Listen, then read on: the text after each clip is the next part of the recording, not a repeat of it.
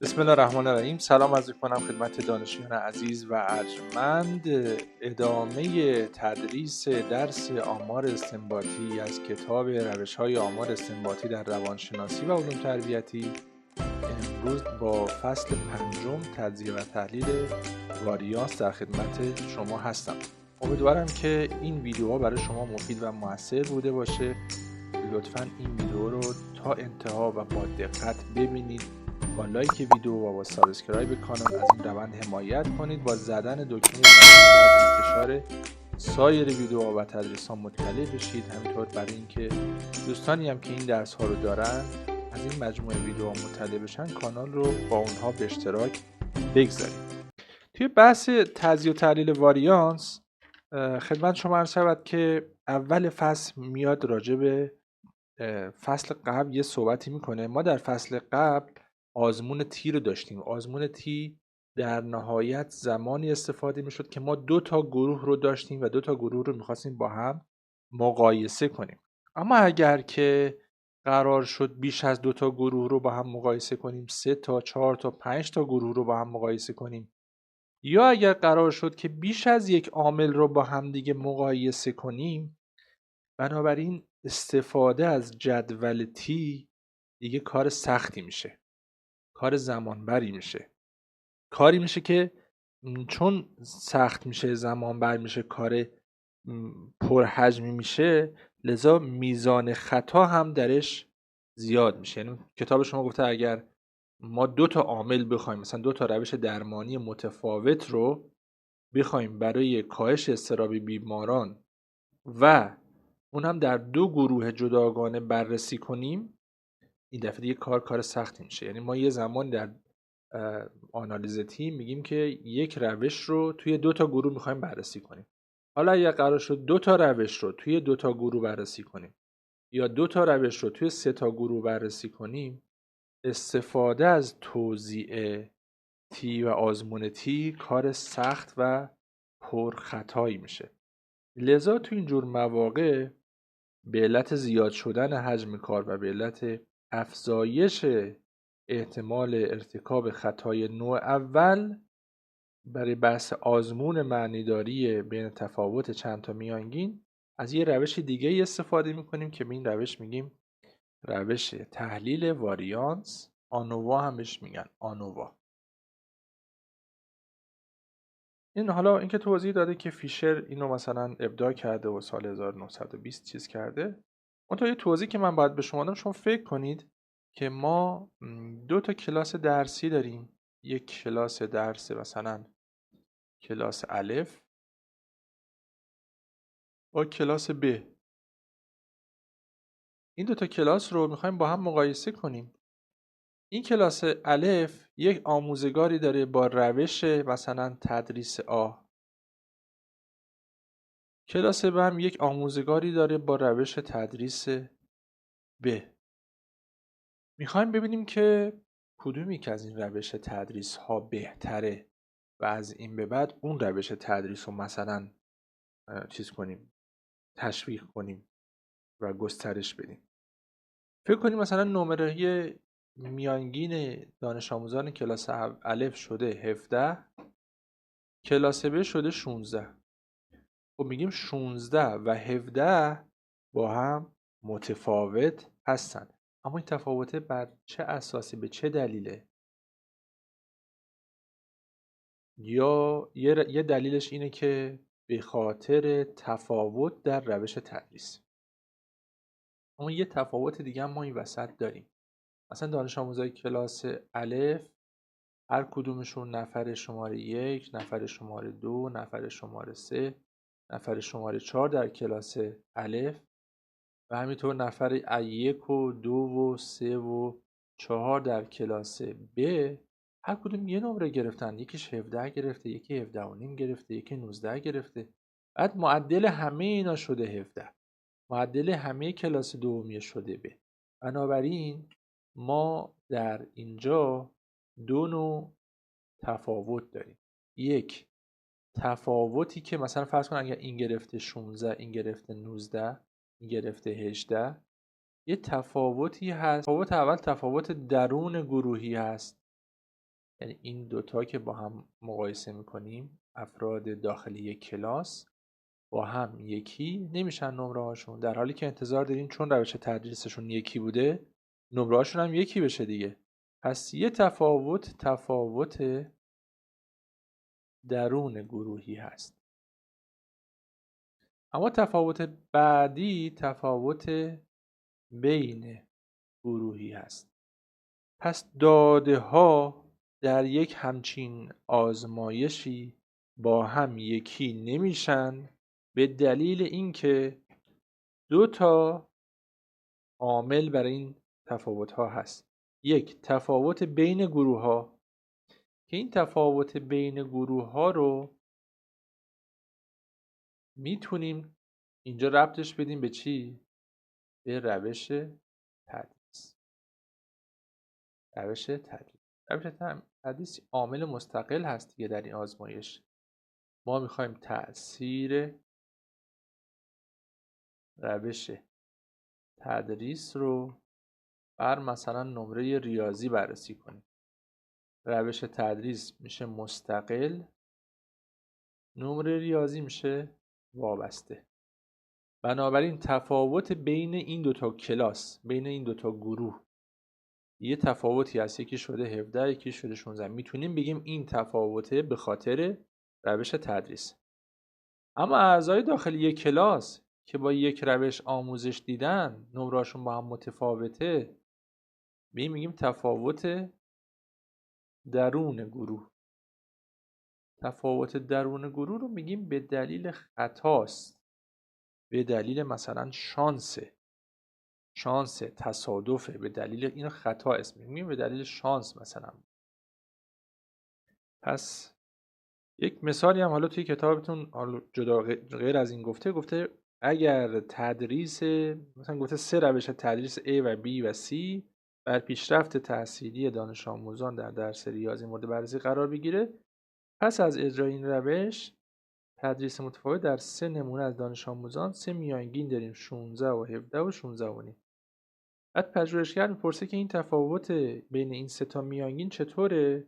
آیا ناشی از پراکندگی و تغییر بین خود افراد داخل گروه هاست یا نه به خاطر تفاوت بین عوامل فردی، خطا و شانس مربوط نمیشه و مربوط به تفاوت بین گروه هاست. به طور کلی همونطور که عرض کردم تفاوت کل یا به دلیل عامل بین گروه هاست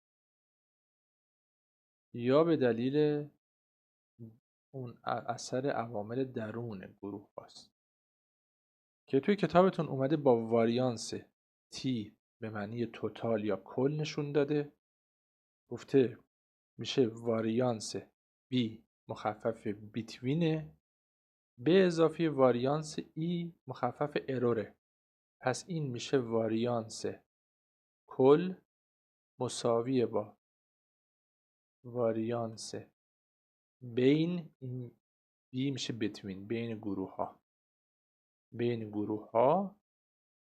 واریانس ای هم میشه واریانس خطا که مربوط به درون گروه هاست. گفتیم درون گروه ها رو میگیم به دلیل خطا است. خب پس واریانس یا تغییرات کلی که با وی تی نشون میدیم در نمره های کل افراد به 2 تا قسمت تقسیم میشن، یا تغییرات بین گروه ها که واریانس B هست یا تغییرات درون گروهی که بهش میگیم خطا یا واریانس ارور. خب خدمت شما عرض شود که ما واریانس رو با سیگما 2 نشون میدادیم، واریانس جامعه.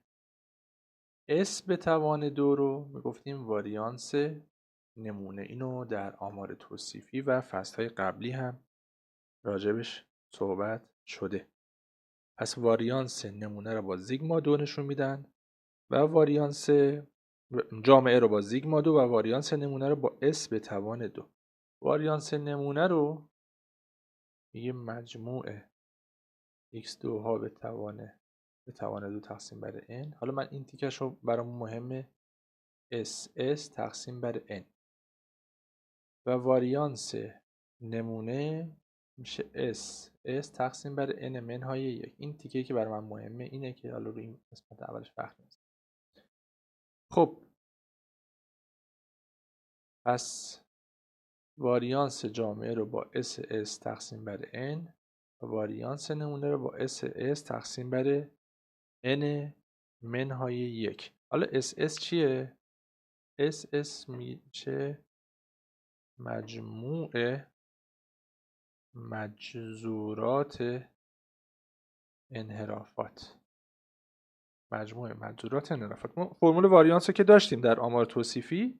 حالا تو کتاب شما فرمول واریانس آمار توصیفی رو تبدیل کرده به ss تقسیم بر n و تقسیم بر n منهای 1 برای جامعه و نمونه. نمیخوام روش وقت بذارم که چرا و چجوری به دست آورده، فقط میگم که همین تیکه رو بدونید چون از اینجا به بعدش ما کار داریم و برای ما مهمه.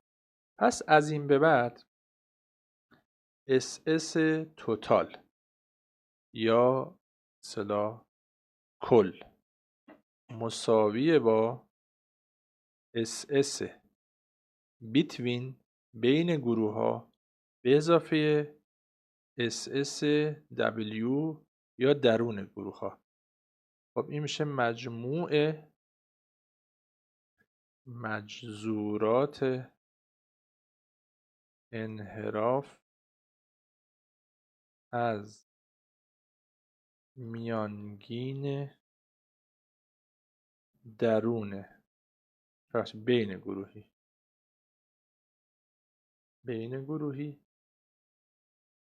و اینم که میشه درون گروهی.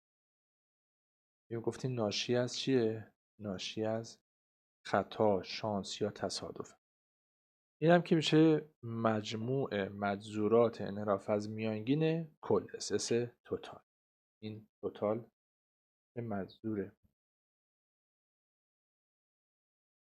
مجموع مجذورات انحراف از میانگین کل که به صورت خلاصه بهش میگیم SS توتال. پس SS توتال، پس داده های یه بار دیگه من اینجا با یک رنگ دیگه تغییر بدم. خب پس در اینجا واریانس ها در یک مثلا فرض کنیم ما تأثیر دو روش، یعنی میخوایم مقایسه کنیم دو روش تدریس رو توی 2 تا کلاس، توی 3 تا کلاس. بعد میایم توی 3 تا کلاس، توی 2 تا کلاس بررسی میکنیم. همین که کلاس اول یه عددی میشه، کلاس دومی یه عددی میشه، کلاس سومی یه عددی میشه. بعد میگیم پس این 3 تا عدد با هم متفاوتن یا به دلیل نوع تدریس هست که میگیم که این اسمش رو میذاریم واریانس بیتوین بین گروه ها و یا به خاطر داخل گروه هاست. پس میگیم واریانس کل تشکیل میشه از واریانس بین گروه ها و درون گروه ها که درون گروه ها رو میگیم به خاطر خطا است. بعد طبق فرمولی توی کتابتون واریانس رو تبدیل کرده به SS رو میگه مجموع مجذورات انحراف از میانگین که بعد SS توتال، یعنی اینو فرمول بالا رو تبدیل میکنیم به فرمول پایین. SS توتال مساوی با SS بیتوین بین گروه ها و SSW که درون گروه هاست. حالا یه مثال گفته، میگه که در این مقایسه 3 روش تدریس مجموع مجذورات انحراف از میانگین کل، خب SS توتال این مسئله شده 100. پس SS توتال شده 100 و مجموع مجذورات انحراف از میانگین بین گروه ها که SSB باشه شده 75. بنابراین اگر SS توتال باشه 100، SS بیتوین باشه 75، SSW میشه چند؟ SSW میشه 25. یعنی SS توتال مساوی با SS بیتوین به اضافه SSW که حالا 100 مساویه با 75 به اضافه SSW که این SSW مساویه با حالا 100 منهای 75 که میشه 25. پس در این حالت تغییرات درون گروهی ناشی از خطا و تفاوت فردی میشه 25. میگه اگر پراکندگی بین گروه ها سی بود، اگر پراکندگی بین گروه ها، خب پس این تا اینجا حل شد. حالا در ادامه میگه اگر پراکندگی بین گروه ها سی باشه، SS between اگر سی باشه، با توجه به اینکه SS توتال 100، SS W چقدر میشه؟ SSW میشه 100 منهای C مساوی با 70. پس در دو حالت بررسی کردیم. در حالتی که SS between باشه مثلا 75، SSW میشه 25. چرا؟ چون کلش 100. و در حالت بعدی اگر SS between باشه 30 و SS کلا باشه 100، SS درون میشه 70. وقتی SS درون زیاد باشه، عدد SS درون بالاست دیگه، SSW یا درون گروهی زیاد باشه، بالا باشه، نشون دهنده چیه؟ نشون دهنده اینه که افراد داخل یک گروه خیلی با هم تفاوت دارن. مثلا یه 20 داریم، یه دونه مثلا 4 هم داریم، خیلی با هم تفاوت دارن. پس میتونیم بگیم که گفتیم تفاوت درون گروهی هم به خاطر خطاست دیگه. پس میتونیم بگیم خطا اینجا بیشتر بوده. حالا تو کتابتون هم توضیح داده، گفته با توجه به رابطه بالا هرچه که تفاوت بین گروه ها زیادتر باشه، نشون میده که اون روش تدریسه که متغیر مستقل ما بود تأثیر بیشتری داشته. یعنی اگه کلاس اول و دوم و سوم نمره هاشون خیلی از هم متفاوت شد، میتونیم بگیم این روش تدریسه خیلی تأثیر داشته. اما برعکس اگر داخل هر کلاس زیاد شد، میتونیم بگیم که نه، این تغییره به خاطر خطا بوده. خب یه خودآزمایی توی کتابتون گفته دانشجوی عزیز فرض کنید که پژوهشگری میخواد تاثیر 3 تا روش فرزندپروری رو در سازگاری اجتماعی بررسی کنه. پس میخواد 3 روش فرزندپروری رو میخواد با هم دیگه بررسی کنه و در چی میخواد تأثیرش رو ببینه؟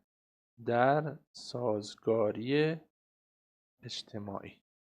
پس این سر بشه فرزندپروری میشه متغیر مستقل ما و سازگاری اجتماعی هم میشه وابسته. این از بین هر گروهی 25 نفر رو نمونه رو انتخاب کرده و بعد اومده بررسی کرده مجموع مجذورات انحراف از میانگین این نمرات کلشون شده 120. یعنی SS توتال شده 120. SSW یا مثلا درون گروه ها شده 40. و اگه این دوتا رو داشته باشیم SS between هم میشه چی؟ 120 منهای 40 میشه 80. پس حالا سوال میگه که متغیر مستقل و وابسته رو پیدا کنید. فرزندپروری میشه مستقل، سازگاری اجتماعی میشه وابسته. چرا؟ چون تأثیر فرزندپروری بر سازگاری اجتماعی رو میخوایم بررسی کنیم و SS between هم توی این حالت میشه 80. خب یعنی ما متوجه میشیم، چون الان SS between خیلی زیاده دیگه، 80، SS درون 40.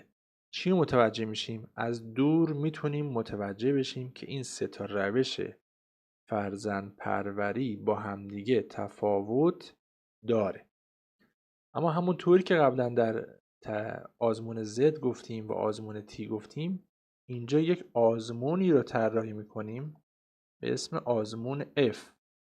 در آزمون F بررسی میکنیم که این تفاوتی که بین این گروه ها وجود داره تفاوت با ارزش و معنیداری هست یا معنیدار نیست. پس ما توسط همونطوری که در آزمون تی می اومدیم میگفتیم که خب این دوتا گروه تی به دست اومدمون اینقدره، تی جدولمون هم اینقدره، میرفتیم با هم مقایسه میکردیم، میگفتیم که آیا این اختلاف ها معنیدار هست یا نیست. اینجا هم همین کار میکنیم، یک آزمون افی رو مثلا محاسبه میکنیم، نتیجه آزمون اف رو میبینیم که میگیم این دوتا عددی که به دست اومده آیا نسبت به اف جدول قابل قبوله یا معنیدار هست یا معنیدار نیست. حالا اف چطوری به دست میاد؟ در کتابتون یه فرمولی هست نوشته ms b تقسیم بر ms w. حالا ms چیه و چجوری به دست میاد؟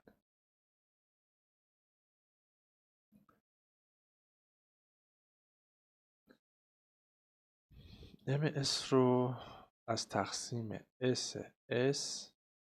به درجه آزادی به دست میاریم. پس MSB میشه SSB تقسیم بر درجه آزادی B. MSW میشه SSW تقسیم بر درجه آزادی W.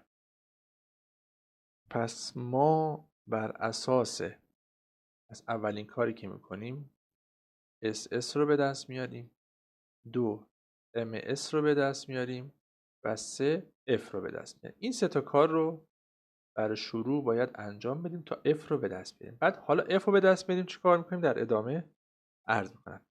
پس فرمول F شد MS B یا بتوین بین گروه ها، میانگین مجذورات انحراف از میانگین بین گروه ها تقسیم بر MS W، میانگین مجذورات انحراف از میانگین. SS دیگه میانگین نبود، میشد چی؟ مجموع مجذورات انحراف از میانگین. پس همینجا معنی و مفهوم MS و SS رو گفتم. MS میشه میانگین مجذورات انحراف از میانگین، SS میشه مجموع مجذورات انحراف از میانگین. پس ما اگر بخوایم تو این فصل قدم پیش بریم، اولین قدم اینه که میزان SS رو به دست بیاریم، بعد SS رو تقسیم بر درجه آزادی میکنیم، این F میشه درجه آزادی، درجه آزادی B مثلا، اینجا میشه درجه آزادی W، تقسیم بر درجه آزادی میکنیم میشه MS. بعد MS B رو تقسیم بر MS W میکنیم، F رو به دست میاریم. توی کتابتون گفته چگونگی محاسبه نسبت F طی 10 تا مرحله. اولین قسمت گفته که همونطوری که قبلا گفته شد هدف اصلی آزمون F بررسی معنیداری تفاوت بین چند تا میانگین، یعنی چند تا گروه داریم، میانگیناشون رو به دست می آوردیم، ما ببینیم این تفاوتی که بینشون هست تفاوت کوچیک و بی ارزشه یا نه بزرگ و با ارزشه و به اصطلاح معنی داره. بعد برای این کار باید یه مقدار افی رو به دست بیاریم، همونطوری که قبلا میرفتیم تی رو به دست می آوردیم یا مثلا زد رو به دست می آوردیم. و بعد اینو باید ببریم با مقدار بحرانی که در جدول آخر کتاب هست مقایسه کنیم. یعنی اون توی توضیح تی میرفتیم آخر کتاب از جدول تی بر اساس درجه آزادی و چیز میخوندیم، تی میخوندیم و میشد مرز ما. اما اینجا آخر کتاب یه جدولی هست به اسم جدول F که حالا بعد استفاده از اون رو هم عرض. خب میگه همونطور که قبلا گفته شد فرمول آزمون F برای تفاوت چند میانگین در یک متغیر یا مقیاس نسبتی یا فاصله از تقسیم میانگین پراکندگی بین گروه ها بر پراکندگی درون گروه ها به وجود میاد. خب پس 2 تا آماره لازمه. یکی MSB رو باید به دست بیاریم. پس اولین قدم SS ها رو باید به دست بیاریم. SSB و SSW رو باید به دست بیاریم. بعدش باید بیایم که MSB و MSW رو باید به دست بیاریم که به دست آوردنش هم فرمولش رو نوشتم. خب توی این مثالی که توی کتابتون صفحه 137 اومده 3 تا کلاس رو، 3 تا گروه از دانش آموزا رو، هر کدومش رو با یک روشی به اصطلاح آنالیز کرده. ببخشید، یک روشی روشون اجرا کرده، یک روش آموزشی رو روشون اجرا کرده. مثلا این گروه یکی که من با x1 نشون دادم، اینو با یک به اصطلاح یک روش تدریسه. گروه 2 که x2 هست یک روش تدریسه و گروه 3 که x3 هست یک روش تدریس دیگه است. حالا میخواد بررسی کنه ببین این 3 تا روش تدریس توی نتیجه چه تأثیری داشته. پس نمره های گروه اول 6 و 7 و 8 و 9 و 4 بوده. مجموع مثلا گروه اول شده 34. گروه دوم 3 و 2 و 4 و 3 و 5 شده و مجموعشون شده 17 تا. گروه سوم 10 و 9 و 8 و 11 و 12 مجموعشون شده 5. ما برای اینکه بتونیم این 3 تا گروه رو با هم مقایسه کنیم، اولین قدم اینه که تواندوهای هر گروه رو بنویسیم. 6 بوده شده 36، 7 بوده شده 49، 8 بوده شده 64، 9 بوده شده 81 و 4 هم بوده شده 19. مجموع تواندوهای کلاس اول شده 246. کلاس دوم همینطور 3 و 2 و 4 رو به تواندو رسوندیم. 3 تا 9 تا 2 تا 4 تا و الی آخر. و مجموع تواندوهای کلاس دو هم شده 63. تو گروه سوم یا کلاس سوم هم همینطور اعضای گروه سوم رو یکی یکی رو به توان 2 میرسونیم. 100 81 64 121 144 و مجموعشون میشه 510. خب پس این مرحله اول اینی که مجموع هر کلاس رو به دست آوردیم. مرحله اول این زیگما x هاست که به دست آوردیم، شد 34 و 17 و 50. مرحله بعدی اینه که مجموع x2 ها رو به دست بیاریم یا توان 2 هاشون رو به دست بیاریم که شد 246 و 63 و 510.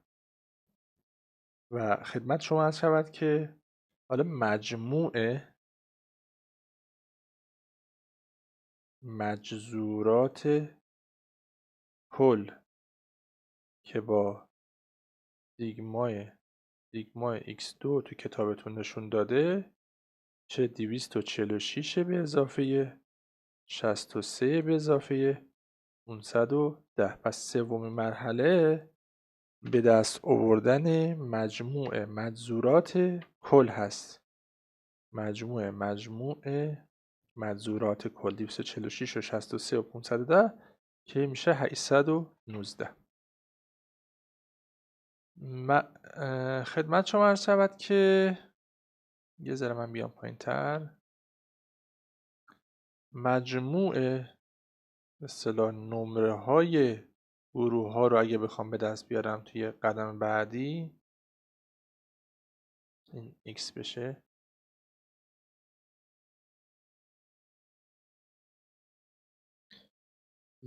زیگما x ها میشه 34 و 17 و 50. اینا میشه 101. خب اینا میشه چی؟ مجموع نمره های همه گروه ها. خب اگر قرار بشه من SS توتال رو به دست بیارم، SS توتال واریانس دیگه میشه واریانس کل تغییرات چه مجموع مجذورات کل منهای مجموعها بعداً به توان 2 تقسیم بر n. خب به جای مجموع مجذورات کل می نویسم 819. پس این 819 رو ور میدارم جای خودش میذارم. منهای مجموع داده ها به 101 هست، بعداً به توان 2 برسه تقسیم بر n. n هم تعداد داده هایی که در این آزمایش کار کردیم 3 تا گروه 5 نفری بودن که میشه 15 تا.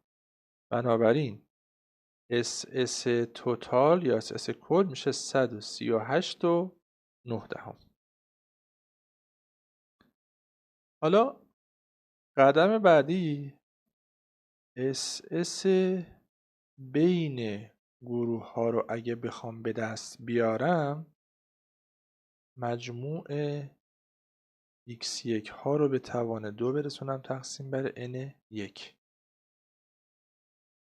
به اضافه مجموع x2 ها به توان 2 تقسیم بر n2 به اضافه مجموع x3 ها به توان 2 تقسیم بر n3 منهای مجموع کل به توان 2 تقسیم بر n. این فرمول رو باید توی ذهنمون یا داشته باشیم.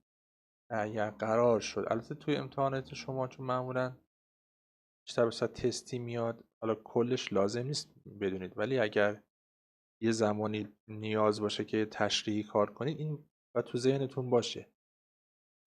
مجموع به اصطلاح SSB رو اگه بخوایم به دست بیاریم یا بین گروه ها، میایم گروه اول رو جمع همشون رو که 34 هست رو می نویسم به توان 2 تقسیم بر n1 به اضافه مجموع افراد گروه 2 به توان 2 تقسیم بر n2 و همینطور مجموع افراد گروه 3 بعد به توان 2 تقسیم بر n3 منهای مجموع کل بعداً به توان 2 تقسیم بر n کل.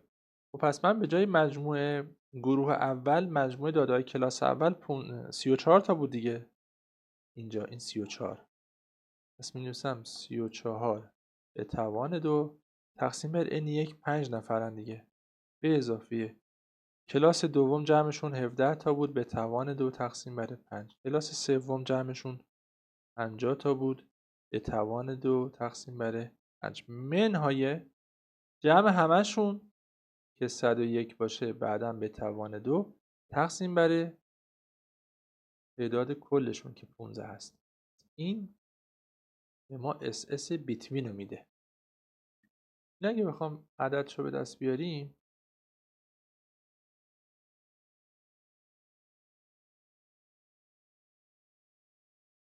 میشه 231 ممیز 2 دهم به اضافه 57 ممیز 8 دهم به اضافه 500 منهای 680 ممیز 1 دهم که میشه 108 ممیز 9 دهم. پس میشه SS B.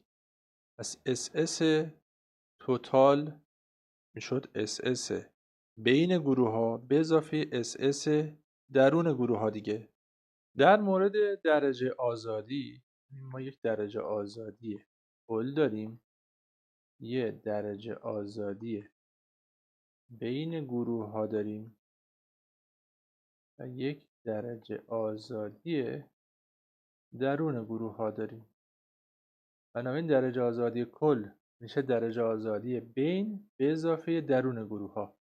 از درجه آزادی کل با دی اف تی نشونش میدیم مساوی با درجه آزادی بین گروه ها با بی به اضافه درجه آزادی درون گروه ها که با دبلیو نشونش میدیم. درجه آزادی بین کل چجوری به دست میاد؟ میشه تعداد کل منهای 1 یا همون n منهای 1. اینجا مگه 15 تا داده نداشتیم؟ منهای 1 مساوی با 14. خب درجه آزاد بین گروه ها میشه تعداد گروه ها منهای 1 اینجا ما 3 تا گروه داشتیم، منهای 1 میشه 2 تا. پس اینجا اگر ما بخوایم حساب کنیم میگیم که 14 مساوی با 2 به اضافه چند؟ 12. پس درجه آزادی W میشه 12. حالا این رو جایگذار میکنیم توی فرمول F. توی MSB چجوری به دست میاد؟ SSB تقسیم بر درجه آزادی B. 108.9 تقسیم بر درجه آزادی B که به دست آوردیم 2. پس تقسیم بر 2 مساوی با 54.45. بعد از این MSW رو باید حساب کنیم دیگه. میشه SSW تقسیم بر درجه آزادی W. SSW رو اینجا به دست اومده C تقسیم بر درجه آزادی W. درجه آزادی W هم 12 هستش. تقسیم بر 12 مساوی با 2.5. پس ما MSB رو به دست آوردیم، MSW رو به دست آوردیم، این دوتا رو سر هم میکنیم برای به دست آوردن F فرمولش چی بود؟ F فرمولش اینه MSB تقسیم بر MSW. پس 54.45 تقسیم بر 2.5 مساوی با 21.78. این میشه F محاسبه شده ما. همونطوری که در جدول Z و همونطوری که در جدول T Z محاسبه شده و T محاسبه شده رو می‌بردیم با Z جدول یا T جدول مقایسه می‌کردیم ببینیم از اون رد شده، رد نشده، بزرگتر هست، کوچیک‌تر هست. اینجا هم F محاسبه شده رو می‌بریم با F جدول مقایسه می‌کنیم ببینیم وضعیت F محاسبه شده ما نسبت به F جدول چطور هست. خدمت شما عرض شود جدول Fی که توی کتابتون هست که همچین شکلی داره، یعنی چند تا صفحه هست. منتها حالا من یکیش که توضیح بدم بقیه‌اش هم توضیح داده میشه. یکی نیا کنید اینجا نوشته سطح معنیدار 5%. پس جدول F دو تا یا سطح معمولا یا سطح معنیدار 5% استفاده میکنن یا 1%. حالا اینجا این سطح معنیدار 5%. بعد اینجا نوشته درجه آزادی صورت، اینجا نوشته درجه آزادی مخرج. کدوم صورت کدوم مخرج؟ صورت و مخرج کسر F. اگه F رو نمیگفتیم میشه MSB تقسیم بر SSB، ببخشید تقسیم بر MSW. بنابراین ما برای صورت درجه آزادی B ها رو میخوایم، برای مخرج هم درجه آزادی W رو میخوایم. این مثال صورت کسر F که B بود درجه آزادیش شد چند؟ شد 2. پس من به جای صورت درجه آزادی 2 رو باید پیدا کنم. اینم 2، این که الان دارم دورش خط بشم 2. بعد درجه آزادی مخرجم W هم که شد 12. پس من از این طرف توی صورت 2 رو پیدا میکنم، برای مخرج 12. این من یه مقدار زومش کنم که شما بهتر بتونید ببینید. پس درجه آزادی صورت قرار شد 2 رو استفاده کنیم. چرا؟ چون B بود و B هم درجه آزادیش 2 بود. درجه آزادی مخرج هم 12 قرار شد استفاده کنیم چون W بوده، اونم 12 بود. حالا این دوتا رو به هم دیگه وصل میکنیم، میاد عدد 3.89 رو به دست میاریم. یعنی F جدول برای ما 3.89 هست. یعنی من یه قرار باشه اینجا یک مرز رو مشخص کنم، مرز رو من حالا با رنگ قرمز می نویسم. این مرز جدول منه. مرز جدول شد چند؟ شد 3.89. پس این میشه 3.89 F جدول یا مرز. برای چند درصد؟ برای 5%. حالا این سوال باید به ما بگه 5% یا 1%، چون این سوال باید بگه. خب حالا که مرز رو داریم، اف محاسبه شده من چنده؟ 2178. 2178 اینجا مثلا میفته، خیلی دور میفته دیگه. 2178 میگیم که پس چون بعد از مرزه و تو قسمت ها شور خورده میفته، این رد میشه. یعنی چی؟ یعنی اختلاف وجود داره، اختلاف زیاد وجود داره، اختلاف معنیدار وجود داره. بین چی اختلاف وجود داره؟ بین هم موضوعاتی که ما بررسی میکردیم دیگه. ما داشتیم راجع به روش‌های مختلف مثلا تدریس صحبت میکردیم دیگه. مثلا فرض کنید 3 تا روش آموزشی رو ما آورده بودیم بررسی کردیم. حالا که افمون خیلی بزرگ شده، میگیم روش‌های مختلف تدریس با هم تفاوت معنیداری دارن. پس خیلی از هم دیگه فاصله دارن و مشخص این روش‌ها واقعا روش‌هایی است که اختلاف دارن. حالا من میگم اگر مثلا مرز من باشه 3.89، این مرز باشه که از جدول میخونیم، و اف محاسبه شده ما مثلا باشه فرض کن 2.1. اینجا میگیم چی؟ اگر این فرض ها، این اصلا چیز نیست دیگه، این قسمت ها شور خورده که میخوره بعد از مرزم 3.89، اف محاسبه شده اگر اینجا باشه میگیم چون اف محاسبه شده کوچکتر از اف جدول یا مرز می باشد، لذا تفاوت زیادی بین روش‌های مختلف تدریس نمی باشد. این کلا اینو میخوام بگم، ما از توزیع و جدول F و از فرمول F استفاده میکنیم ببینیم که هر وقت که چند تا عامل رو میخوایم با هم دیگه بررسی کنیم، ببینیم این عوامل واقعا با هم تفاوت دارن یا نه تفاوتی بینشون وجود نداره. بنابراین ما از طریق فرمول F میتونیم کار رو انجام بدیم. در ادامه یک کتابتون اومده توضیح جدول اطلاعات تحلیل واریانس رو نوشته. حالا من جدول آنووا رو اگه بخوایم بنویسیم،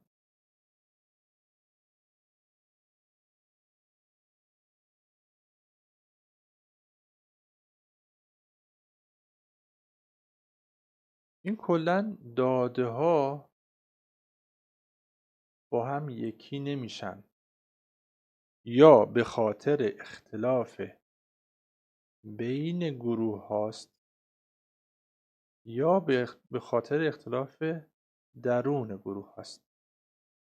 پس داده ها منبع تغییراتمون دوتاست، یا بین گروه ها یا درون گروه، جمعش هم میشه کل. بعد مجموع مجذورات رو چجوری نشون میدیم؟ برای بین گروه ها با SS B نشون میدادیم، برای درون گروه ها با SS W. برای کل با چی نشون میدیم؟ SS T. حالا چیه T کوچیک، بعضی جا با T بزرگ میسن. بعد از اون درجه آزادیه که درجه آزادیه اینا مروری است بر چیزایی که گفتیم، حالا ساماندهیش می‌خوایم بکنیم دیگه، همه رو می‌خوایم که جدول ببریم. درجه آزادی DFB برای بین گروه ها و DFW هم برای درون گروه ها و DFT هم برای کل. بعد از اون میانگین مجذورات رو داشتیم. میانگین مجذورات یه MS B داریم و یه MS W. و در مرحله آخر خود F رو داریم. F چجوری به دست میاد؟ F میشه MS B تقسیم بر MSW. به این میگیم جدول تجزیه واریانس یا جدول تحلیل واریانس. خب اگر من بخوام این مثال قبلی رو که با هم دیگه کار کردیم توی این جدول جایگذاری کنم، باید یه همچی چیزی بنویسم.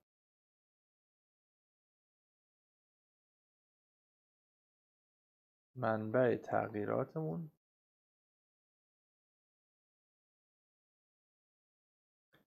یه بین هست بین گروه ها و یه درون گروه ها و یه دونم کل. بعد مجموع مجذورات هست. بعد درجه آزادی هست. بعد میانگین مجذورات و در آخرم خدمت شما عرض شود که ما اس ها رو حساب کردیم دیگه. حالا اس هایی که اینجا حساب کردیم رو باید جایگذاری کنیم. این اس بین گروه ها شد 108.9. اس درون گروه هم شد 30. جمع این دوتا میشه اس کل 138.9. اینا رو داشتیم دیگه تو محاسباتمون. 108.9 و 30 و اینا رو به دست آورده بودیم. 138.9 اینا رو به دست آورده بودیم. حالا که به دست آورده بودیم الان میخوام ببریم توی جدول و به صورت ساماندهی شده بنویسیم. تو بحث درجه آزادی ها، درجه آزادی کل رو گفتیم 14 میشد دیگه، چون کلا 14 تا داده داشتیم. منهای یکش میکرد 15 تا داده داشتیم، منهای یک میشه 14. پس درجه آزادی کلمون 14. بعد درجه آزادی کل بین گروه هامون هم شد 2. چرا؟ چون کلا 3 تا گروه داشتیم، منهای یک شد 2. وقتی همش بشه 14، این یکی هم بشه 2، بنابراین باقی موندهش میشه 12. چرا؟ چون 2 تا بالایی ها باید با پایین خط یکی بشه. توی بحث میانگین مجذورات اینم شد 54.45 دقیقه محاسبه ما. اینم شد 2.5. اف مون هم که شد 21.76 که بعد رفتیم 21.76 رو با اف جدول مقایسه کردیم و بعد متوجه شدیم که خیلی بزرگتر از اف جدول هست، البته در سطح 5%. حالا بعد ممکنه ما بریم توی جدول اف و در سطح 1% هم مثلا بررسی کنیم. حالا بستگی داره که توی سوال به ما آلفا رو 5% بدن یا 1% بدن. در ادامه یه مثال دیگه توی کتابتون گفته با حل کردن این مثال امیدوارم که قضیه بهتر جا بیفته. سوال من میخونم، حالا خلاصش رو میخونم. میگه که یکی از متخصصان تعلیم و تربیت بر این اعتقاده که هرچه مشاوران مدارس با دانش آموزان خود اردوهای شبانه روزی بیشتری داشته باشند، در برقراری روابط عاطفی و جلب اعتماد دانش آموزان موفق تر میشن. این متخصص پژوهشگر 3 منطقه آموزش پرورش استان تهران را که تقریبا از لحاظ موقعیت اجتماعی، اقتصادی و فرهنگی مشابه هستند انتخاب کرده. از 3 تا گروه رو اومده اینجا انتخاب کرده، گروه 1 و 2 و 3. و خدمت شما عرض شود از هر منطقه یک مدرسه راهنمای دخترانه و از هر مدرسه هم یک کلاس راهنمایی رو که 25 تا دانش آموز داشتن به تصادف انتخاب کرده. سپس برنامه متفاوت اردویی گذاشته، زیاد و متوسط و کم برای دانش آموزان به همراه مشاور خود ترتیب میده. پس از پایان مدت اردوها به 5 نفر از دانش آموزان هر برنامه به تصادف یک پرسشنامه استاندارد شده ارزیابی روابط عاطفی جهت تعیین میزان این روابط داده می شود. بعد میگه که نتایج تو جدول 4 و 5 اومده. در این جدول علاوه بر نمرات خام، مجذور نمرات و بقیه محاسباتی که برای محاسبه اف لازم است ارائه شده. پس این 3 تا روش رو توی منطقه مختلف بررسی کرده، مثلا برنامه اردویی زیاد و متوسط و کم و اومده بررسی کرده. بعد میخواد ببینه که واقعا اگر اردو کم برن با اردو زیاد برن، مثلا تفاوتی بین این دانش آموزان و در رفتارشون وجود داره یا نه. پس از هر گروه هم 5 تا دانش آموز رو بررسی کرد، یعنی این x1 که شده 10. پس یک ردیف این x1 ها هست، بعد x1 ها رو به توان 2 رسوند، بعد x2 که مال گروه 2، بعد x2 ها رو به توان 2 رسوند، بعد گروه 3 داده هاشو به توان 2 رسوند. یعنی چی؟ یعنی اینجا که مثلا فرض کنید 10 رو به توان 2 رسونده 100، 6 به توان 2 شده 36، 9 به توان 2 شده 81 و الی آخر. یا تو گروه دوم مثلا اردوی متوسطی داشته، عدد بوده 5 به توان 2 شده 25، 6 شده 36، 4 شده 14. گروه سوم همینطور، 4 شده 16، 3 شده 9، 2 شده 4 و الی آخر. خب چیزایی که قابل استفاده است، مجموع داده های گروه اول 40، میانگینش 8، مجموع توان دوهاش هم 330. بعد راجع به گروه دوم مثلا مجموعش 25، میانگینش 5، پس مجموعش 25، مجموع x هاش مجموع x2 های 127 و گروه سومم مجموعش 20، میانگینش 4 و مجموع توان دوهاش هم 90. حالا ما با توجه به اینکه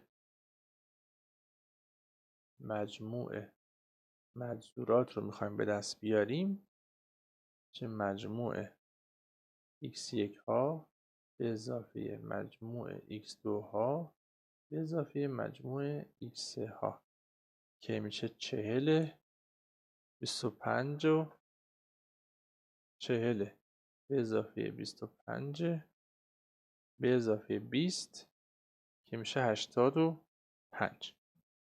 پس SS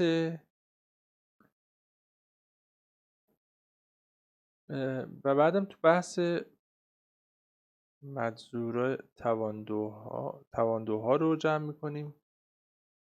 سیگما x1 به توان 2 ها، سیگما x2 به توان 2 ها اضافه سیگما x3 به توان 2. مجذور توان 2 x1 ها به توان 2 میشه 330 که اینجا به دست اومده، به اضافه 127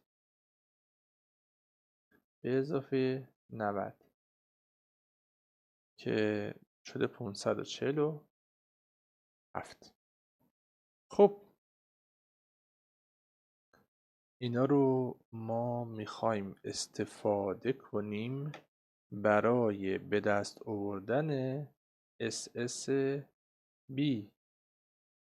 SSB رو چجوری به دست میاریم؟ مجموع x1 ها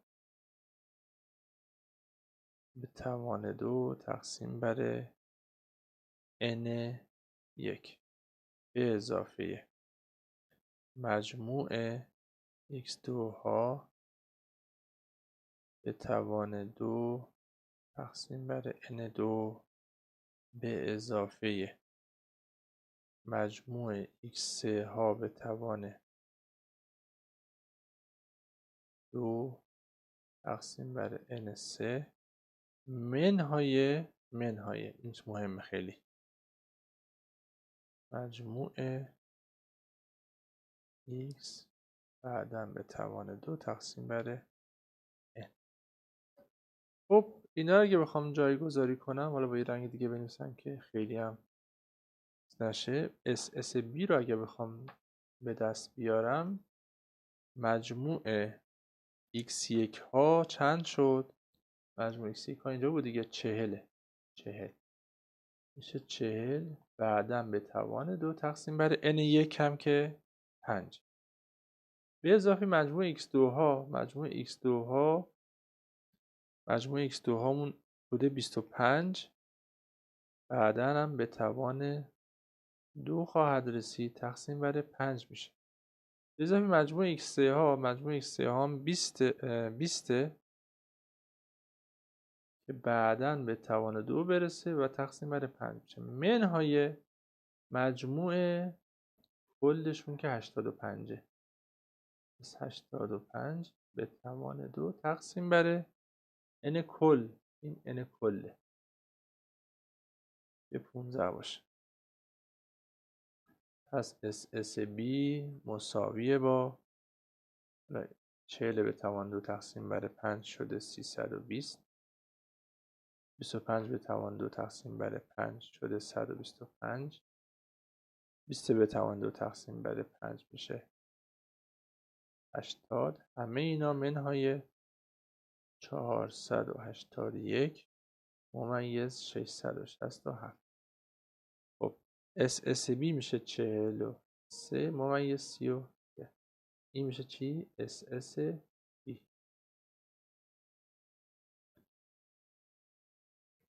خب SSB رو به دست آوردیم. SS توتال رو هم، حالا SS توتال رو بعد جا با تی بزرگ می-نویسن، بعد جا با تی کوچیک. SS توتال اگه بخوام به دست بیارم، مجموع 22 ها منهای مجموع کل داده ها بعداً به توان 2 تقسیم بر n. مجموع کل داده ها یعنی مجموع کل توان 2 ها، یعنی تک تک داده ها به توان 2 برسه و بعد با هم دیگه جمع بشه. این فارسیش این میشه دیگه، یعنی کل توان 2 ها با هم جمع بشود. یعنی این تمام این توان 2 ها 136 و 81 و 64 و 49 و 25 و 36 و 16 و 25 و 25 و 16 و 9 و 4 و 25 و 36 همه رو با هم جمع کنیم شد 547. پس میشه 547 منهای مجموع کل داده هامون، ولی بعداً به توان 2 برسه.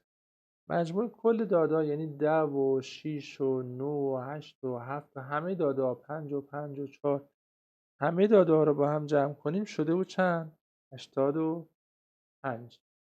اینجا مجموع کل داده هامون 85 میشه 85 بعداً به توان 2 تقسیم بر کل داده هامون هم که 15 است.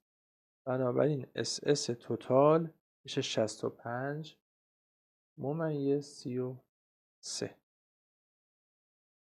اگه من بخوام یه جدول براش تشکیل بدم که یه ذره مرتب تر بشه، یه همچین جدولی باید تشکیل بدم دیگه. بگم منبع تغییرات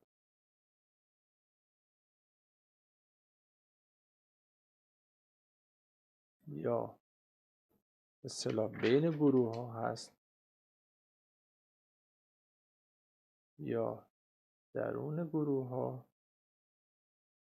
و جمعش هم شد کل، و یه مجموعه مجذورات یا SS ها رو خواهیم داشت که توی اینجا SS توتال میشه 65 ممیز 33.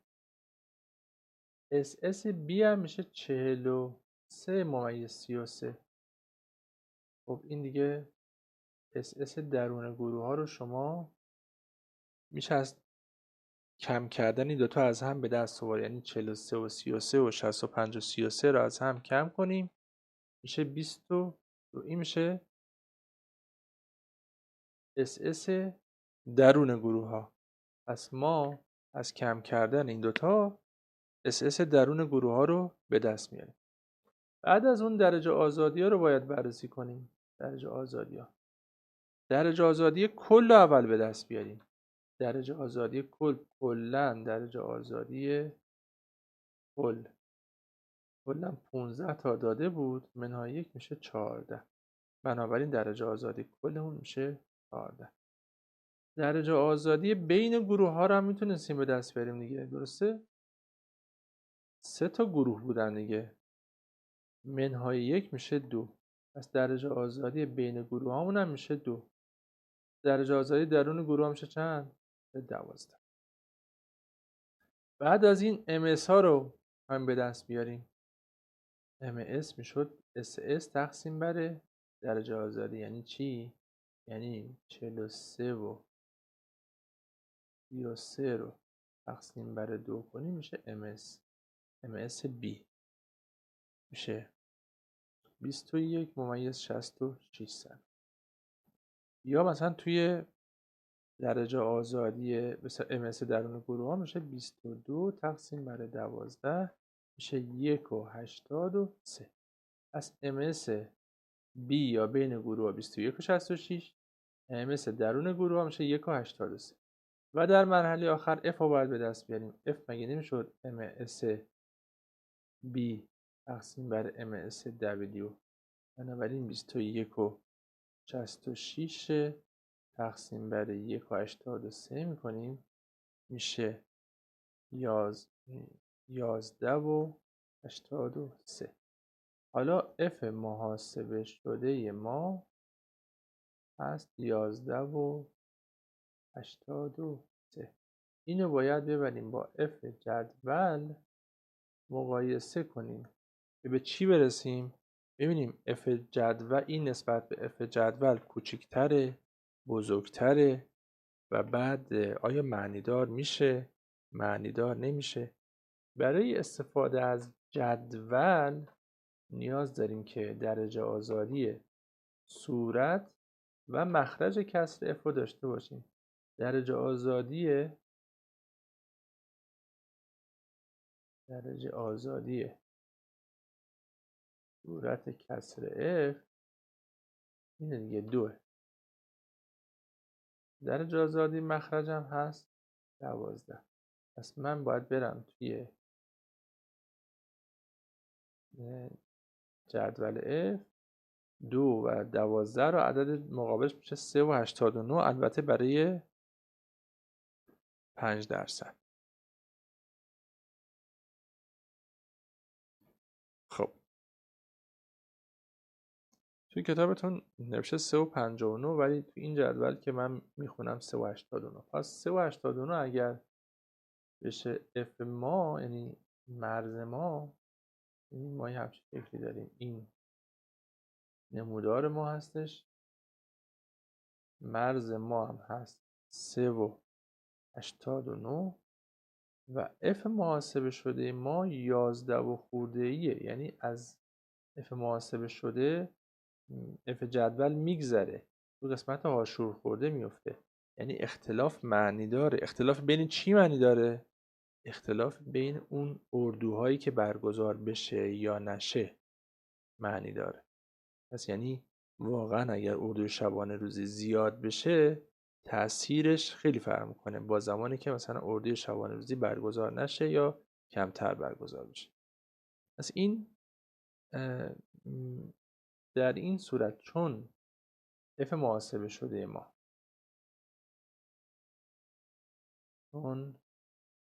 F محاسبه شده که چنده 11/83 هست از F جدول یا مرز چنده 3/89 هست بزرگتر می باشد و در قسمت آشور خورده قرار می گیرد، لذا اختلاف بین واریانس ها و میانگین ها معنیدار است. یعنی چی؟ اختلاف بین چی؟ یعنی روش های مختلف بررسی شده اختلاف زیادی با همدیگر دارند. پس نمیتونیم بگیم فرض صفر رو بپذیریم. چرا؟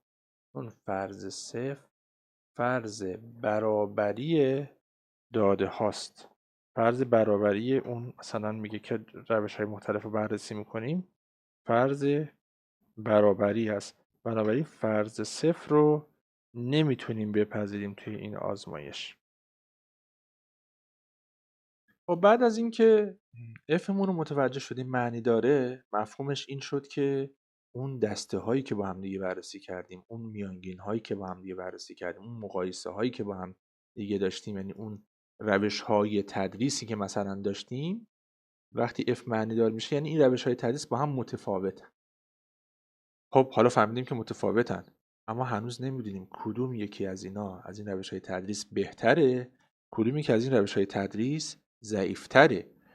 ما تمام این کارا رو انجام دادیم برای اینکه بدونیم کدوم یکی از این روش های تدریس بهتره.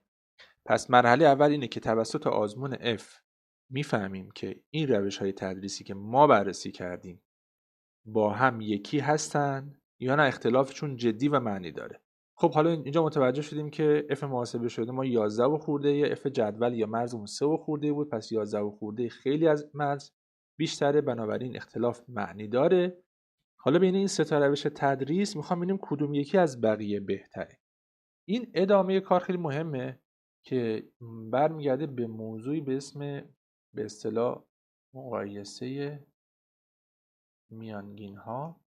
به بحث مقایسه میانگین ها یعنی ادامه بحث F میشه مقایسه میانگین ها. مقایسه میانگین ها رو تو کتابتون دو تا به اصطلاح روش رو کلی رو گفته، اما یه روش رو توضیح داده. یکی روش های پیشین، یه دونه روش های پسین، که تو کتابتون مثال هایی و توضیحاتی که داده راجع به مقایسه های پس از تجربه یا پسین هست که برای این روش های مختلفی خودش داره. یعنی آزمون LSD داره، آزمون تی استودنت داره، آزمون نیومن کولز داره، توکی داره، شفه داره، دانکن داره. اینا آزمون های مختلفی هستن، اما روشی که به اصطلاح تو کتاب شما گفته روش تی هست یا توکی. پس این روش تی یا توکی جزء روش های پسین حساب میشه. روش توکی یا تی مقایسه های 2 به 2 رو انجام میده. خب مثلا وقتی ما 3 تا گروه داشته باشیم، گروه اول، گروه دوم و گروه سوم، ما توسط آزمون F فهمیدیم که این 3 تا با هم برابر نیستن، اما توسط روش توکی میخوایم ببینیم کدوم یکیشون بزرگتره، بهتره و اونو معرفی کنیم.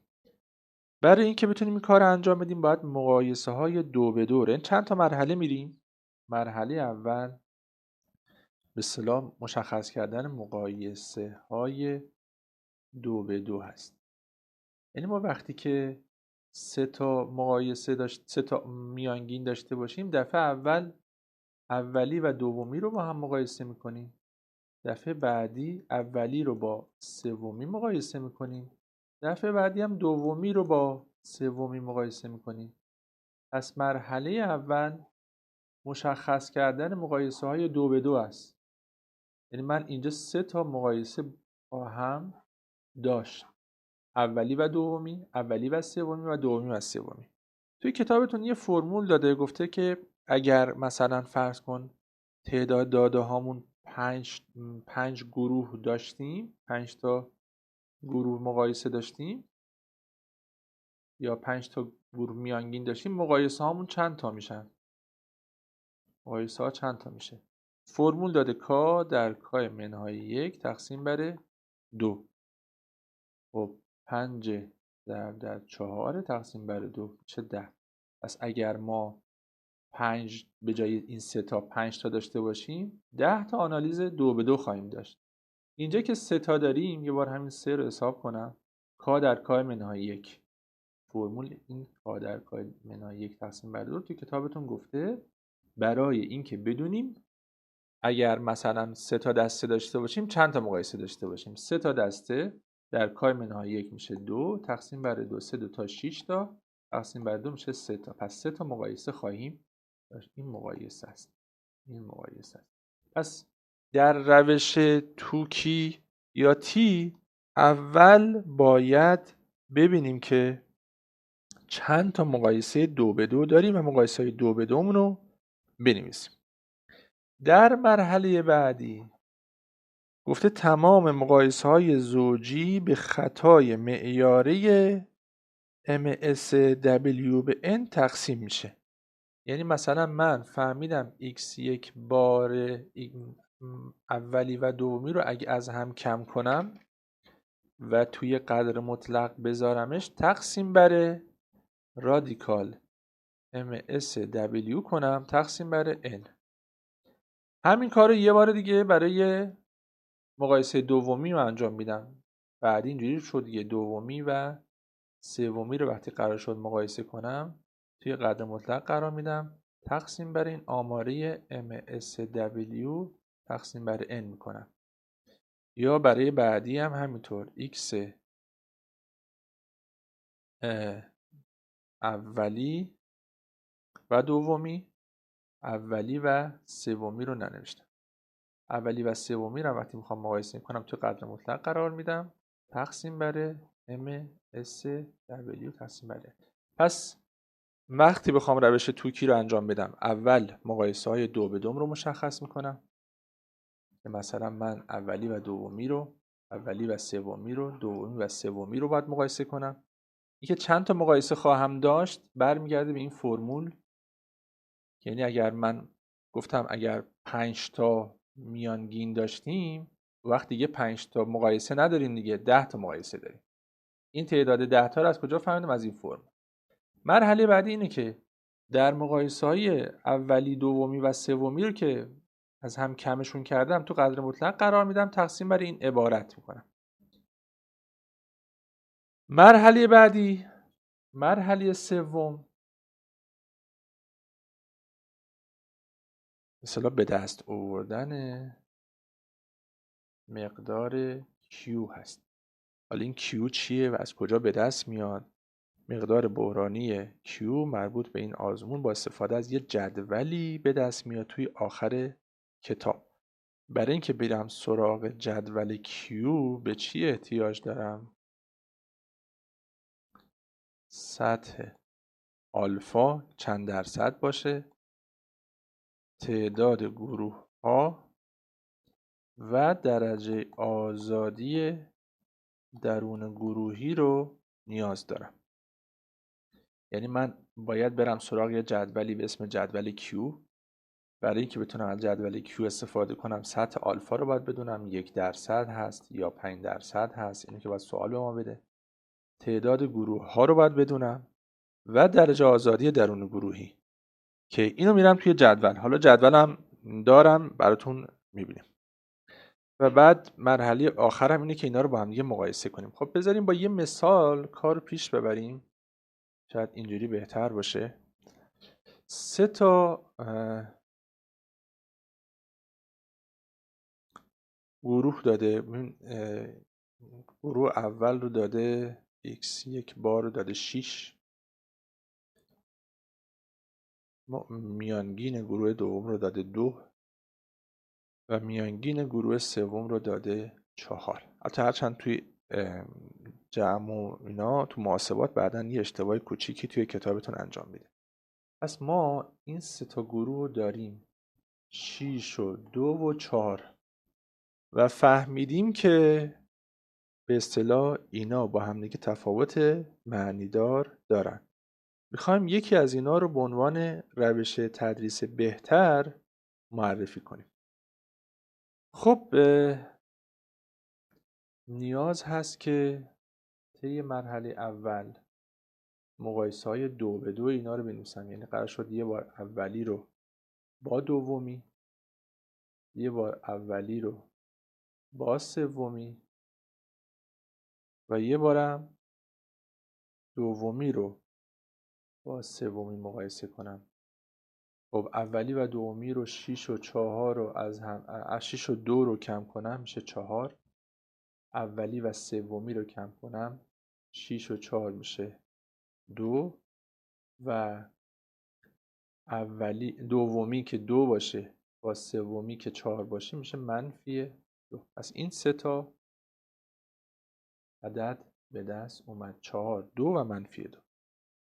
توی مرحله دوم قرار شد قدر مطلق اینا رو تقسیم بر چی کنم؟ قرار شد قدر مطلق مثلا 4 رو تقسیم بر عبارت MSW تقسیم بر N کنم. اینو باید از کجا به دست بیارم؟ اینو آنالیز قبلا انجام دادیم و اینا رو داریم. این پس من یه بار میام رادیکال MSW تقسیم بر N رو انجام میدم، میشه رادیکال 1/833، Nمون هم بوده 5. جواب میشه 606,000. پس به جای این کس از الان میتونم بذارم 606,000. پس قدر مطلق 4 تقسیم بر 606,000 که جوابش میشه 6.6. گروه بعدی حتی توی کتابتون اینجا یک جابجایی نوشته، یک به اصطلاح اینو باید دقت کنید توی کتابتون جابجایی رو حواستون باشه. پس این میخوام مرحله دوم بگم. پس مرحله دوم یه بار 4 رو تقسیم بر 6.6 کردم. این 6.6 چیه؟ این آماره است. رادیکال MSW تقسیم بر N. MSW 1.833 بوده، تقسیم بر N شده 606,000. بعد دفعه بعدی 2 رو باید، این 2 منظورم اینه دیگه، این 2 از اینجا میاد، 2 رو تقسیم بر 606,000 کنم که کتاب نوشته 3.3. یه بار دیگه هم اینو باید چیز کنم، این -2 رو که ببرم تو قدر مطلق میشه -2 تقسیم بر 606,000، این هم میشه 3.3. پس من 3 تا عدد دارم، 3.3، 3.3 و 6.6. مرحله سوم به دست آوردن مقدار Q هست. گفتم Q رو از کجا به دست بیاریم؟ از جدول آخر کتاب. برای که بتونم از جدول آخر کتاب استفاده کنم، ببین باید آلفا رو داشته باشم. آلفا رو مثلا به من میگه 500. تو این مثال گفته 500. بعد تعداد گروه هام چنده؟ تعداد گروه هام اینجا 3 تاست دیگه. اینم هم که این تعداد کلم هم 15. من برای به دست آوردن و برای استفاده از مثلا مقدار Q از جدول لازم بود تعداد گروه ها و درجه آزادی درون گروهی رو بدونم. بنابراین من برای اینکه بتونم از جدول استفاده کنم، با توجه به اینکه میدونم تعداد گروه هام 3 تاست، تعداد کل داده هامم 15 تاست، بنابراین میرم تو جدول یک کیوی رو میخونم که آلفاش 500 باشه و اینش مهمه، عددی که باید بگردم دنبالش 12 باشه. این 12 از کجا به دست اومد؟ از اختلاف بین 15 و 3. 12 باشه. خب این جدول Q رو من دارم. بعد یه جدول Q با هم دیگه ببینیم. این جدول Q هست. یه ذره بزرگترش کنم. این جدول Q خدمت شما عرض شود که قسمت بالا نوشته تعداد گروه ها یا میانگینای مورد مقایسه. ما اینجا چند تا گروه داشتیم؟ 3 تا دسته داشتیم. دسته اول، دوم و سوم. پس ما در اینجا دنبال 3 میگردیم. اینجا سمت چپ تعداد اون دسته هایی است که به اصطلاح اون عددی که به دست آوردیم NMN های کا 15 تا کل داده هامون بود، 3 تا دسته ها، بنابراین باید دنبال 12 بگردم. این هم 12. این دوتا رو که به هم وصل کنم اینجا میشه 3.77. بنابراین کیو جدول برای این مثال میشه 3.77. امیدوارم متوجه شده باشید. اگر نه یه بار دیگه برگردین این تیکه رو ببینید. خب پس مقدار Q هم برای این مثال شد 3.77. و در ادامه برای اینکه بتونیم اینا رو با هم دیگه مقایسه کنیم، ما لازم هست که این 2 به 2 این عددامون رو از همدیگه که کم میکنیم متوجه بشیم که این مقایسه زوجی بین مثلا گروه اول و دوم بعد از تقسیم بر خطای معیار شده 3.3 درسته؟ پس مقایسه گروه اولی مثلا فرض کنید، حالا این تو کتابتون این اشتباه گفته، مثلا فرض کنید من این با یه رنگ دیگه بنویسم که جابجا نشه. آخرین مرحله خود مقایسه هاست. من گفتم گروه اول و دوم وقتی با هم دیگه بخوام مقایسه کنم، اون مقدار آمارش شد 4 تقسیم بر 606,000 میشه 6.6. این مقدار محاسبه شده است. و خدمت شما عرض شود که مقدار Q مون هم شده چی؟ مقدار Q هم شده 3 پس من 6.6 رو باید با 3.77 مقایسه کنم. میگم 6.6 از 3.77 بیشتره، بنابراین این اختلاف بین گروه اول و گروه دوم معنی داره. پس اختلاف بین گروه اول و گروه دوم معنی داره. چرا؟ چون اختلاف بین گروه اول و گروه دوم عددش شد 6.6. کیو که از جدول به دست آوردیم 3.77 بود، بنابراین 6.6 از 3.77 بیشتر. اما اگر بخوام مثلا فرض کنیم گروه اول با گروه سوم رو مقایسه کنم، مقداری که من محاسبه کردم اول و سوم میشه 3.3. این مقدار محاسبه شده است. کیو جدول 3.77. این دوتا رو وقتی با هم مقایسه میکنم میبینم که 3.77 بیشتره، بنابراین این مقایسه معنیدار نیست. پس مقایسه دوم معنیدار نیست. حالا اگه قرار باشه گروه دوم و سوم دیگه، این گروه دوم و سوم هم با هم مقایسه کنیم، مقدار آماره اینم شده 3.3. خب مقدار آماره جدولمون هم که 3.77 بازم این کوچیک‌تره، بنابراین بازم این مقایسه معنیدار نیست. پس از 3 روشی که ما بررسی کردیم و 2 به 2 با هم بررسی میکنیم متوجه میشیم که روش اول و دومیه که اختلاف بینشون معنی داره. از 3 آنالیز این یکی معنی داره. یه خودآزمایی هم تو کتابتون گفته، حالا بعد نیست این خودآزمایی هم با هم یه بررسی کنیم، یه مقدارش وقت بذاریم، شاید این قضیه یه ذره بهتر جا بیفته. و تو این خودآزمایی میگه که ما اگر 4 تا گروه داشته باشیم، یعنی گروه اولمون که باشه x1 بار باشه 17، x2 بارمون باشه 15، x3 بار باشه 14، x4 هم باشه 16. پس 3 تا گروه داریم، 4 تا گروه داریم ببخشید، 17 و 15 و 14 و 16.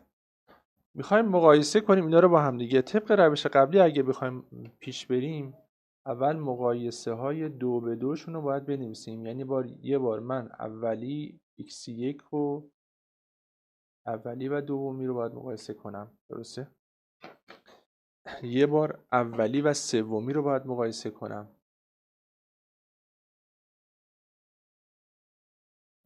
یه بار اولی و چهارمی رو مقایسه کنم. یه بار دومی و سومی رو مقایسه کنم. یه بارم دومی و چهارمی رو با هم مقایسه کنم. چند تا آنالیز خواهم داشت؟ 1 و 2 و 3 و 4 و 5. تعداد آنالیزامو از کجا قرار شد حساب کنم؟ از این فرمول کا در کام نهایی که تقسیم بر 2. اینجا کامون چنده؟ 4 ضرب در 3 کام نهایی 3 تقسیم بر 2، 4 3 تا 12 تقسیم بر 2 میشه 6 تا. پس یه بار اولی و دومی رو با هم مقایسه میکنم. یه بار اولی و سومی رو مقایسه میکنم. یه بار اولی و چهارمی رو مقایسه میکنم. یه بار دومی و سومی رو با هم دیگه مقایسه میکنم. یه بار دومی و چهارمی رو مقایسه میکنم و یه بارم سومی و چهارمی رو با هم مقایسه میکنم. پس جمعاً 6 تا آنالیز خواهم داشت. خب حالا من این مرحله رو بخوام ادامه بدم، اینه که من x1 17 منهای 15 است دیگه، اینا کم بشه میشه 2. یا مثلا بعدی 17 منهای x3 که 14 هست میشه 3. و الی آخر این انجام میدیم. مثلا اون آخریه هم که من انجام بدم x3 میشه 14 منهای 16 میشه -2. پس یه سری داده‌ای به دست میاریم. توی مرحله بعد قرار شد این داده ها رو، این مرحله بعدی این 2 و 3 و -2 اینا رو به صورت قدر مطلق تقسیم بر یه عبارتی کنیم. عبارت این بود MSW تقسیم بر N. اینجا توی مثال گفته MSW مون چنده؟ گفته 2. خود مثال گفته. تعداد داده‌هامون هم گفته 20. بنابراین رادیکال 2 تقسیم بر 20 میشه 316,000. حالا من مقایسه ها رو که بخوام مقایسه اولی رو که مثلا هست میگم که قدر مطلق 2 تقسیم بر 316,000. یا برای مقایسه دوم می نویسم چی؟ 3 تقسیم بر 316,000. یا برای مقایسه مثلا ششمی، یا حالا همه رو نمیخوام بنویسم، می نویسم قدر مطلق -2 تقسیم بر 316,000. که مثلا حالا 2 تقسیم بر 316,000 اگه بخوام انجام بدم شده 6 ممیز 329. حالا این قدر مطلقش هم خودش میشه دیگه، 6 ممیز 329. یا مثلا 3 تقسیم بر 316,000 بخوام انجام بدم میشه 9 و 49. پس ما در مرحله اول مقایسه های 2 به 2 رو تشکیل دادیم. متوجه شدیم 6 تا مقایسه خواهیم داشت. از کجا این 6 تا رو متوجه شدم؟ از این فرمولی که کتاب داده. مرحله بعدی اینه که ما ببینیم که اختلاف، مثلا مقایسه اول اختلاف بین 2 تا گروه که شده 2، یا مثلا بین گروه اول یا گروه سوم که 17 و 14 بوده اختلاف شده 3. اینا رو تقسیم بر یک عبارتی بکنیم، یک آماره‌ای بکنیم که توی کتابتون داده. اینو تقسیم بر این آماره انجام دادم. یکی یکی حالا باید انجام بدیم برای هر 6 تا، که من فعلا برای فقط 3 تاش نوشتم. پس به 6 تا عدد میرسیم، 6 و خورده، 9 و خورده، همینطور الی آخر اینا رو باید بنویسیم. حالا مرحله بعدی اینه که این اعدادی که به دست آوردیم رو برم با کیویی که از جدول به دست میارم مقایسه کنم. توی جدول من نیاز داشتم که آلفا رو به من بده، مثلا بگه آلفا 500 باشه و تعداد داده هامو داشته باشم که 20 تاست. تعداد کا هم میخوام که اینجا 4 تاست. بنابراین باید برم توی جدول کیو بگردم دنبال 500 و 16. دنبال 500 و 16 توی جدول کیو چند تا مقایسه، چند تا به اصطلاح میانگین داریم با هم دیگه بررسی میکنیم. توی این مثال 4 تا میانگین. پس من اینجا با یه رنگ دیگه علامت میزنم. مقایسه 4 تا گروه رو باید بررسی کنیم و بعد بگردم دنبال 16. 4 تا گروه و 16 میشه 4 0 5 4 و 500. پس مقدار کیو جدول برای 4 مقایسه و 16 میشه چی؟ 4 و 500. حالا یکی یکی این اعدادی که به دست آوردم و با 4 و 500 مقایسه میکنم. اینا رو با 4 و 500 مقایسه میکنم. 6 و 325 از 4 و 500 بیشتره، بنابراین اختلاف معنی داره. 9 خورده بیشتره، بنابراین اختلاف 9 خورده هم معنی داره. 6 خورده هم همینطور بیشتره، پس معنی داره. پس این اختلافات رو یکی یکی بررسی. اینم خود آزمایی بود که توی کتابتون گفته بود، گفتم یک روش وقت بذاریم. در ادامه آخرین موضوعی که در این فصل گفته روش شفه هست یا روش اسم. روش شفه یا روش اس رو گفته که حالا مثال نگفته، فقط توضیح داده، گفته که این روش چند مقایسه‌ای هست که به اصطلاح در مواردی به کاربرد که از روش توکی استفاده میکنیم و گاهی اوقات هم روش توکی اگه قابل استفاده نباشه اینجا استفاده میشه. به عبارت دیگر در روش شفه علاوه بر این که میتوان مقایسه 2-2 میانگین ها رو انجام داد مثل x1 و x2، مقایسه های دیگری هم قابل محاسبه است که بهش میگن مقایسه مثلا مقابله گفته میشه. مثلا اگر 5 تا میانگین از میزان پیشرفت تحصیلی 5 ناحیه از آموزش و پرورش تهران رو داشته باشیم، علاوه بر مقایسه 2-2 این میانگین ها که با روش توکی میتونستیم انجام بدیم، میتونیم یه مقایسه ترکیبی هم انجام بدیم. مثلا چجوری؟ مثلا در روش شفه ما 5 تا ناحیه داریم، میتونیم بگیم ناحیه 1 و 2 و 3 نسبت به ناحیه 4 و 5 چه وضعیتی داره. یعنی این مقایسه دیگه مقایسه 2-2 نیست، میایم مثلا یه گروهی از میانگین هامونو با یه گروه دیگه از میانگین هامون میتونیم مقایسه کنیم که مثلا اینجا 5 تا ناحیه داشته باشیم، یه وقت به ما میگن آقا ناحیه 1 و 2 و 3 وضعیتشون نسبت به ناحیه 4 و 5 چطوره، بنابراین 1 و 2 و 3 رو تقسیم بر 3، 4 و 5 هم تقسیم بر 2، اینا رو از هم دیگه کم میکنیم و مقایسه انجام میدیم.